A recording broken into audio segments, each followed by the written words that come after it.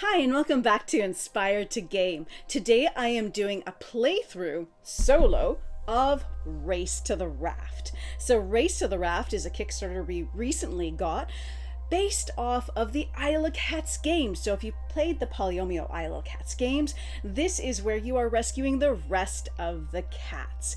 This game is also Polyomio in nature, and it's a really nice little puzzle game. So I've played it maybe about 4 or 5 times, and I'm working through the campaign book. I also think it plays really well solo, and this is a fantastic one to introduce yourself to solo gaming. The nice thing about it is it doesn't require an automa to play. So there's no AI that you have to run that can make things a little bit more confusing, because essentially this is practically a solo game. If you're playing it with more people, you're just sharing in the cards, but you're all doing about the same thing. So in the solo version, it's pretty much the exact same thing. You just get the extra cards yourself instead of sharing them, and you get to make all the decisions all by yourself. So I'm going to start with setup. So to set up a game, first you're going to look at your campaign book. Your campaign book will dictate what you are going to be doing for each game. So it starts off with a tutorial page, so if you're brand new to the game, and then goes on to a practice, then into campaign 1, campaign 2, and it goes on for various campaigns that you can work through. It goes all the way up into an advanced mode with an advanced tutorial, as well as then advanced campaign games. So we're going to set up for the practice session, because that's just where I am, and I like to go through the book one at a time because I don't like to skip anything. So you're going to look at whichever scenario you're going to be beginning and see what base elements you need. So for instance, here it shows that we need 1, 2, 3, 4 of the smaller terrains. Now there are larger terrains like this, and some of your scenarios will require that.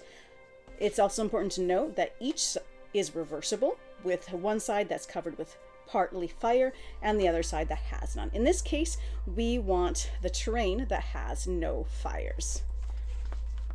And so I will put them in a set of 4 like this. Okay, now to continue setup, we're going to be looking at the numbered elements on the cards. So grab your cards, and as it shows here, we're going to be using a B raft. So each scenario will require a different raft, and it requires 9, 7, 3, and 5. So here's 5. And 3 will go right there, 7 there, and 9 there. You can see there's some different numbers and letters, different kinds of rafts, different kinds of numbers, and these are reversible. There are also cards which are pure fire spots, and our setup requires 2 there, as well as 2 there. Okay, so this is a setup for the scenario. Now, when I look at the scenario 2, it says additional objective purple arrives 4th. So as we go through the different scenarios, there are different requirements for different animals. So in this case, I've got a 4 here ready. So purple cat will have to arrive 4th at the raft. Now to continue setup, I'll put those out, these water droplets. I'll explain them in a bit. And then we need our cats. So if you have the Kickstarter version, you have these cats, which are lovely little colored minis. But if you don't have the Kickstarter version, they have nice wooden meeples too. So these are really nice. As you can see, I am putting the associated color on the associated start location. So the goal of the game is to get each cat from their corresponding starting position onto the raft. Now, the key is that each cat can only move through its favorite terrain. And guess what? That's their color. So here, purple can only move along purple ruins, locations, to get to the corresponding purple spot on the raft. You will be putting tiles on the board to create contiguous pathways to get there. The orange, likewise, you'll need to create an orange pathway all the way to its location. Blue and green, likewise. You'll be doing that with these sets of cards. So as part of the setup, the next thing you do is take each set of card of the same shape on the top, give them a shuffle. I've already pre-shuffled this, but I'll give it a start, and place them to the side of the board. So that's square. The next ones are the purples. Sorry, the next ones are the circles. So same thing.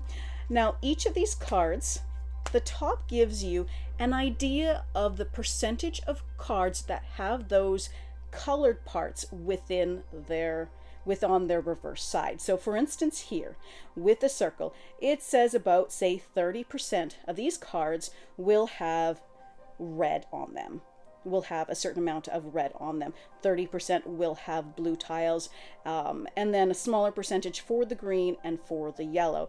So it's a probability. Say for instance, looking at this one actually wound up not having any red at all, looking at it, but it's got a good amount of blue, it's got a little bit of green, and a little bit of yellow. So what you're actually going to get on each card, you're never going to quite know. So you're playing a probabilities game when you're choosing your cards, which I'll explain in a bit. One thing to note though, that these cards will not have any of the purple on them because there's no probability of getting any purple with this deck. Okay, so the next one is, say, X. I'll give them a quick shuffle. So this one has some purple, has some green, blue, less probability of red, that sort of thing. You can see this one has greater probability of some purples. All right, but you don't know exactly what's going to be on every card. Another key aspect is the fire tiles. So you will be placing random fire tiles out on the board as the fire spreads. So the island here is on fire and you're trying to rescue the cats and get them off, if that hasn't been obvious.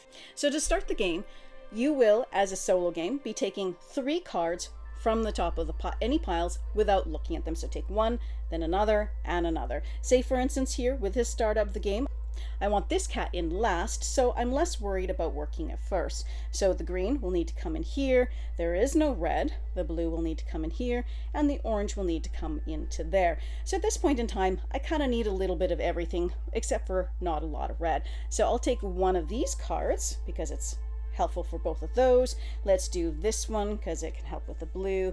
I'm minimizing the red since I don't even have red on this board. I won't bother with the purple at this time. Maybe I'll take another one of those. So you will take 3 cards, and that's how you play in the standard game. Now for the solo game, because you're playing by yourself, you're going to take another 3 cards that represent another person's hand. Again, you don't get to look at anything first. I'll take, say, maybe this one, and even another one of these ones. Now these 3 cards stay to the side for now. This makes up my hand. Now you get to look at your cards.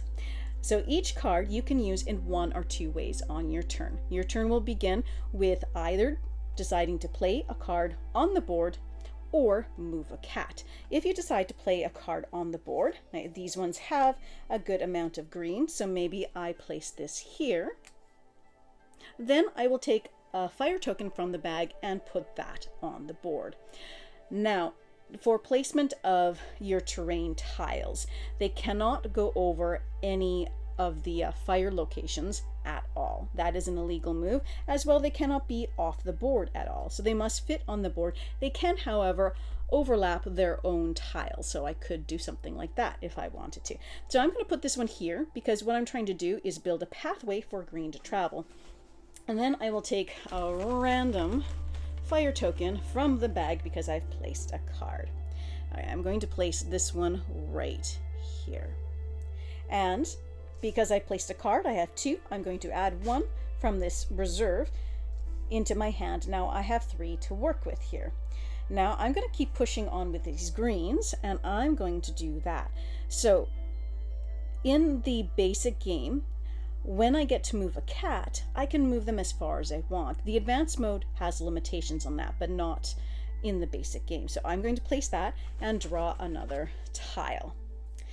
And decide where to put it. Now, the fire tiles, putting them on the board, you also can't overlap existing fire tiles, and you also cannot get them so that they're hanging off the board. They must tessellate nicely with what's there, but it's important to not put them in such a way that they're going to block off a cat. You're going to lose because you're not going to be able to get your cat into the corresponding location.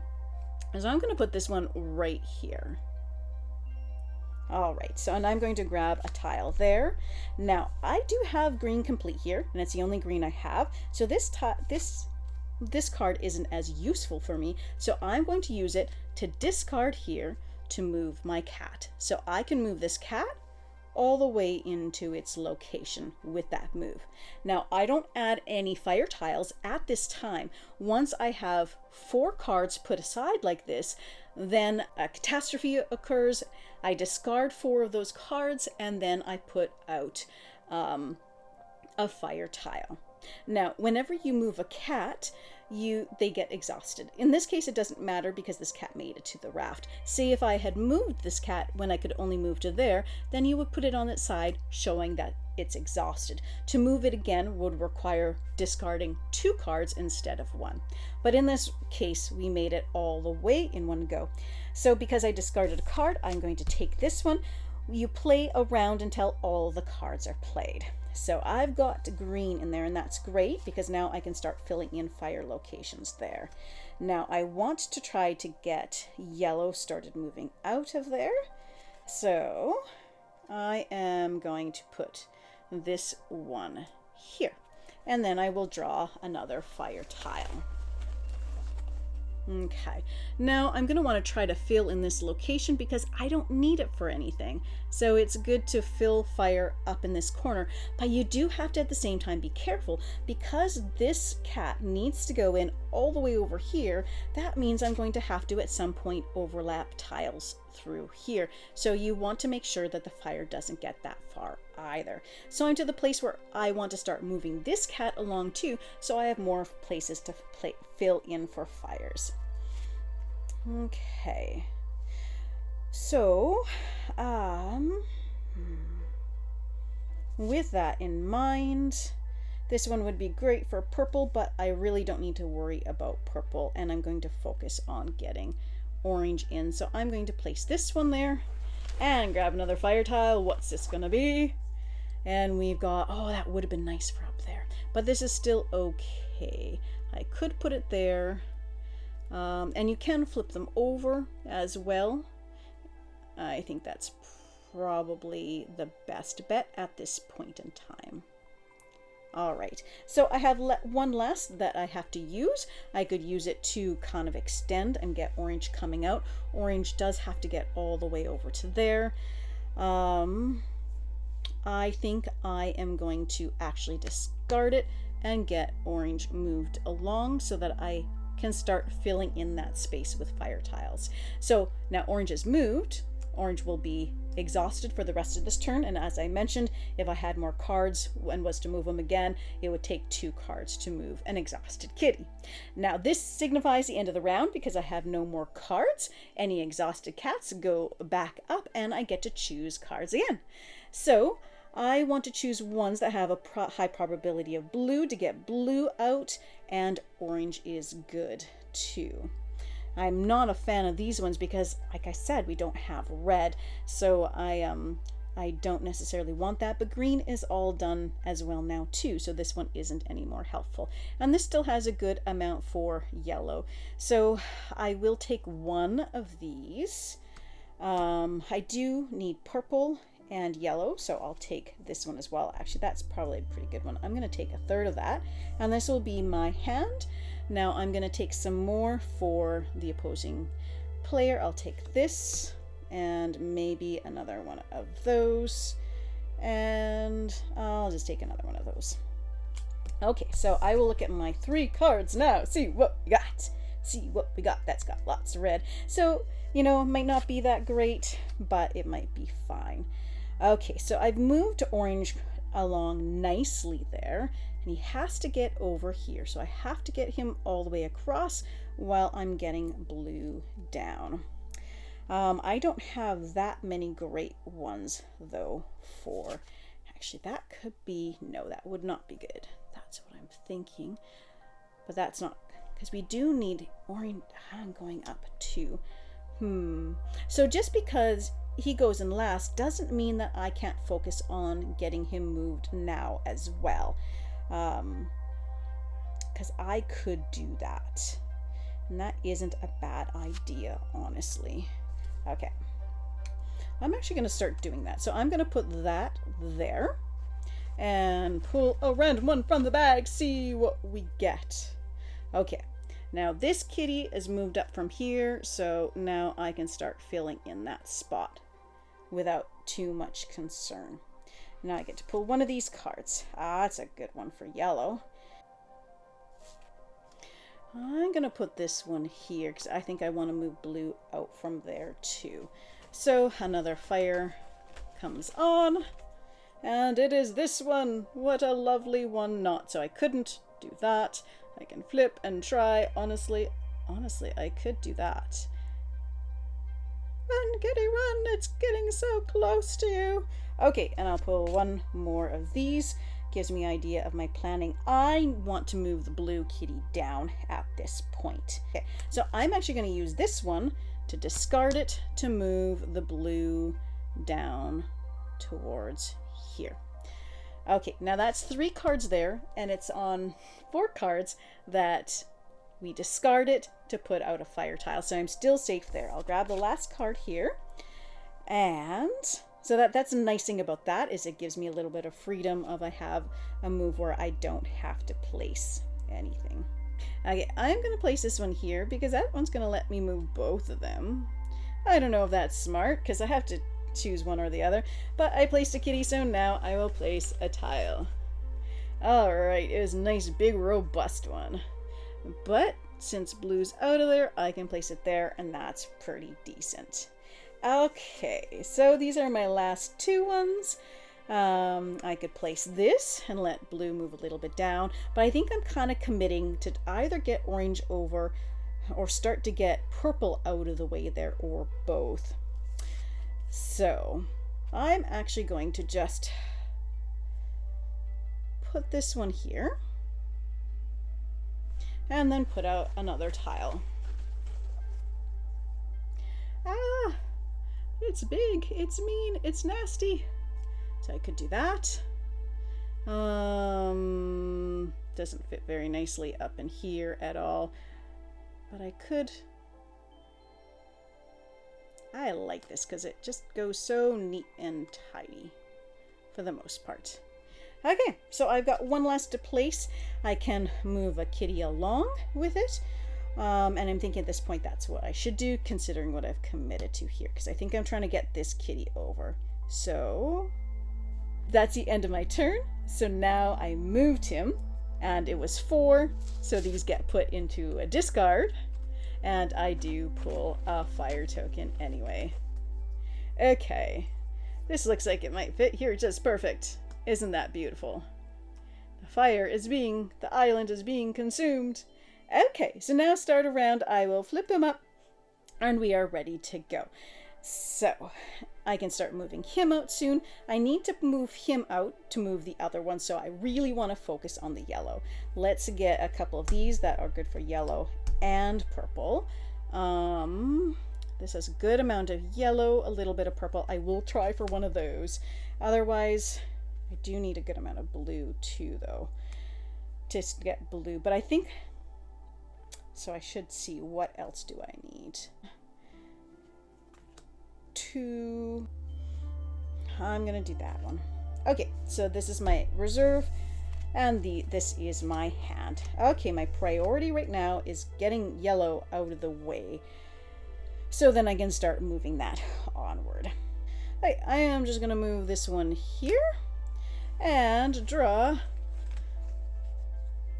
a fire tile. Now, because I'm set here, I've already got a tile that I want. I should be able to place this one here because I shouldn't need to replace that one. So that should be good so far. I don't know if I'm winning this game. So then I will pull another one. This is really nice to get blue down. I need to get orange moved over though, so then I can get blue moved down. Okay. Okay. Let's do this one. And I will pull a fire tile. Okay.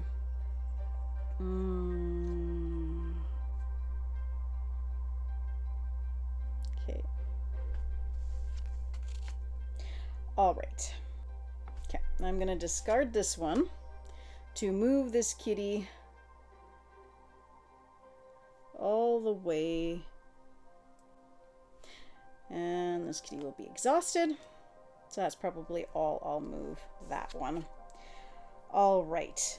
Because I'm in a bit of a bind here, folks. I've got to get these guys moved on. Both of them.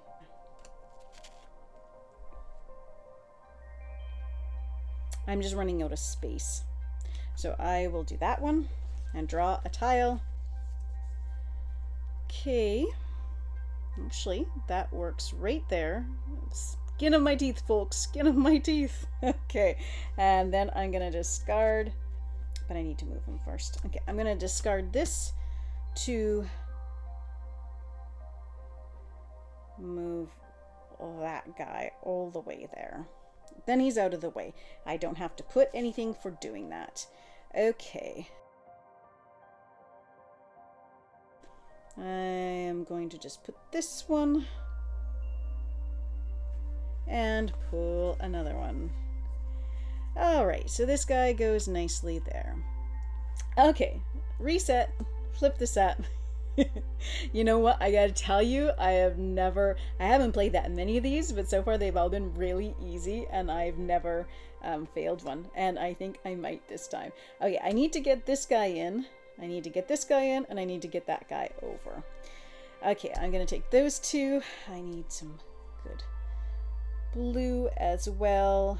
Need some good purple. I'm just gonna take these because they still have a good amount of blue in it. I'll grab one of these for a side, and maybe another one of those. I don't know. Okay, let's see what we got. Ah, look at that, the Kraken. Okay, so it would be great if I could finish getting blue over there, or actually I gotta prioritize getting this guy in, and that won't work. I need a straight along there, so none of those will help me get that one in right now. So I will maybe keep on working on getting blue moved over, but of course I want blue moved over and down to that. Then I can put another that will need something like that there, which could be that one. So I'm going to put this one there. So I will pull a tile.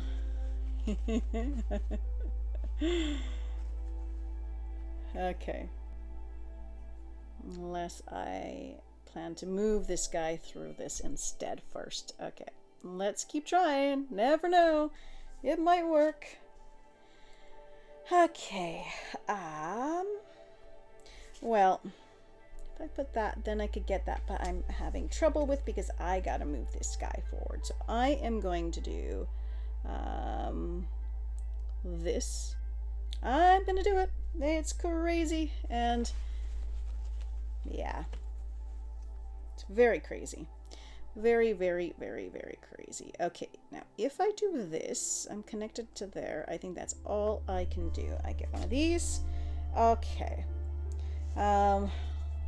That still won't get me into there. And this isn't very great. So I'm using this to move this kitty over here. And where that's a free one. Okay. Now I've got some space to grow there. So I can place this. And now that I've got some space to grow there, I can put this fella. And we're okay so far, but it's getting really, really close. Okay, neither of these are useful. This isn't useful for anything, so I'm going to put that there. And I can move blue kitty in there. Blue kitty is done. Okay, but that was 4, so that does mean we do get another fire. So hopefully it'll fit in nicely there. Let's see. Okay. That will work. All right, so I've got my last one here. Which, like I said, I need to get that. Sometimes it's really a matter of just getting lucky with the right cards, because this card is not going to help that kitty too much, and I'm really running out of space. I'm just going to discard this to move this kitty over a bit, just because I don't want to add any more fire right now before I go on. I need to use yellow, move yellow, and so I'm just going to choose all these cards and hope that I get a good amount of the yellow and purples. Okay, so I need to move this kitty in, and this will do it. Okay, now I draw. It's a big one, folks. I think they're all big ones at this point. Okay. And now I'm gonna, oh, I get to grab one of these. Okay, so that's good. These are both good. This one I don't need. I'm going to discard that to get that cat in. And hey, I don't get to have to put on any more fire tokens, which is fantastic. Okay, so I need to get that kitty up over there. So I'm gonna need to do something like one of these. Actually, that's probably best there. I'm gonna just plan out a little bit, because this could be good there, but I'm gonna need something to connect that. Okay, so right now I just need to move him along though.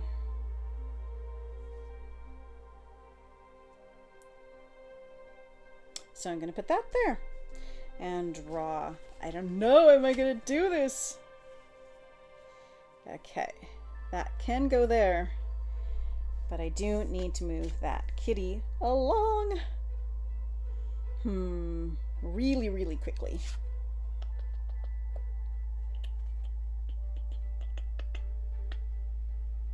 This could be good. But my problem is I don't have very many places to put the fires, and the fires are big. Even if I move them up there, to that point, that's probably not going to help a lot. So I have got to place this one. I'll place it there.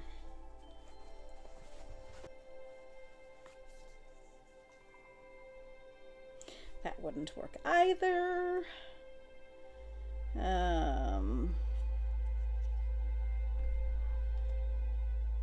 Okay, I think that's about my best option. Okay, so now I've got to discard to move a kitty. So this is going to get me really close when I join up one of those. It doesn't matter which one. So I'm going to use one to discard. I'll only be at 3, so I'll still have some options there to move this up to here. Okay, except he's exhausted, so he can't move again. But I will then place this one here, and then I get to draw again.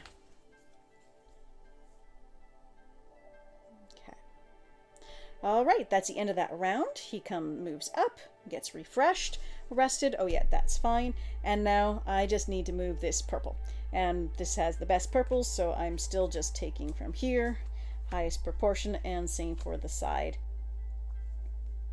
I think if one of those empties, that's a lose condition. I'll have to double check on that.